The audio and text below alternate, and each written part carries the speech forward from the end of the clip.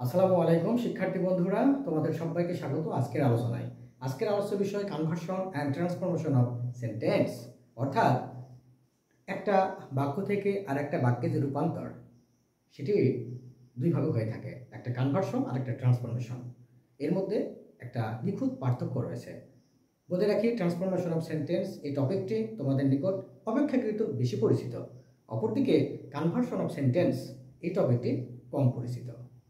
এখন আলোচনার যাবার পূর্বে একটু বলে রাখি, কনভার্সন এবং ট্রান্সফরমেশন এই দুটি শব্দের অর্থ কী।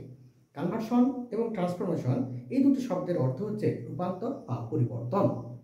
এখন উভয় শব্দের অর্থ যদি পরিবর্তন বা রূপান্তর হয়, তাহলে কনভার্সন অফ সেন্টেন্স এবং ট্রান্সফরমেশন অফ সেন্টেন্স এর মধ্যে পার্থক্য কোথায়? হ্যাঁ, পার্থক্য রয়েছে।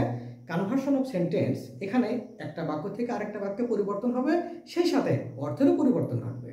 আর ট্রান্সফরমেশন অফ সেন্টেন্স, সেখানে একটা বাক্য থেকে আরেকটা বাক্যে পরিবর্তন ঘটবে, কিন্তু অর্থের পরিবর্তন ঘটবে না।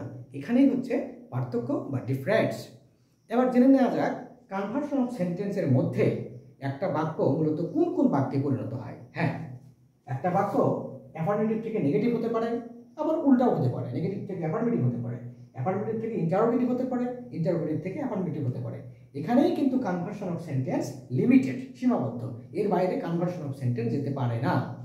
এবার আসি ট্রান্সফরমেশন অফ সেন্টেন্স। এর আয়তন, পরিধি, বিস্তৃতি অপেক্ষাকৃত বেশি। কেমন? একটা অ্যাফার্মেটিভ সেন্টেন্স থেকে নেগেটিভ করতে হয়, আবার ভাইস ভার্সা, অর্থাৎ বিপরীত।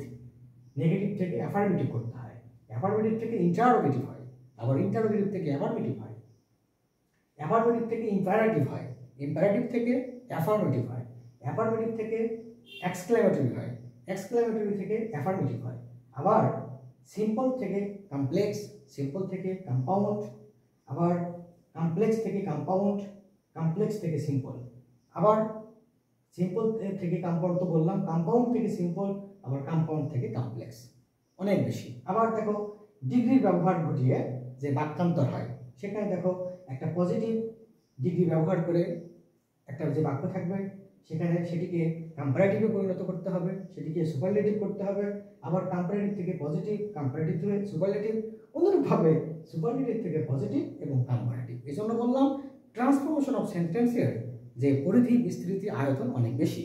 এবার ভিডিওর একেবারে শেষ পর্যায়ে চলে এসেছি। মাত্র দুটি এক্সাম্পল দিয়ে কনভার্সন এবং ট্রান্সফরমেশন এর মধ্যে যে ডিফারেন্স, সেটি একেবারে স্পষ্ট করার চেষ্টা করব। লক্ষ্য করো, কনভার্সেশন অফ সেন্টেন্সের ক্ষেত্রে আমি যদি একটি এক্সাম্পল নেই, সেটি হচ্ছে ম্যান ইজ মর্টাল, অর্থাৎ মানুষ মরণশীল। একে কনভার্ট করলাম, ম্যান ইজ নট মর্টাল, অর্থাৎ আমি নেগেটিভ করলাম। তাহলে কি দাঁড়ালো? দেখো, ম্যান ইজ মর্টাল, মানুষ মরণশীল। এখানে কি অর্থ হলো?